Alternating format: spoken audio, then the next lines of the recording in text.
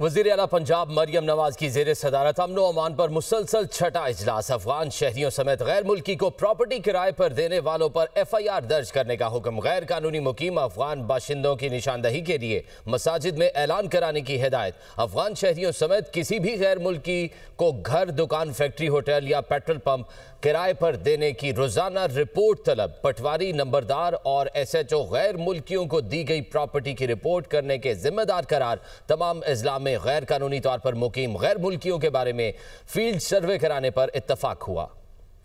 वज़ीर आला पंजाब मरियम नवाज की ज़ेर सदारत अमन व अमान पर मुसलसल छठा इजलास। अफगान शहरियों समेत गैर मुल्की को प्रॉपर्टी किराए पर देने वालों पर FIR दर्ज करने का हुक्म। गैर कानूनी मुकीम अफगान बाशिंदों की निशानदही के लिए मसाजिद में ऐलान कराने की हिदायत। अफगान शहरियों समेत किसी भी गैर मुल्की को घर, दुकान, फैक्ट्री, होटल या पेट्रोल पंप किराए पर देने की रोजाना रिपोर्ट तलब। पटवारी, नंबरदार और SHO गैर मुल्कियों को दी गई प्रॉपर्टी की रिपोर्ट करने के जिम्मेदार करार। तमाम अजला में गैर कानूनी तौर पर मुकीम गैर मुल्कियों के बारे में फील्ड सर्वे कराने पर इत्तफाक हुआ।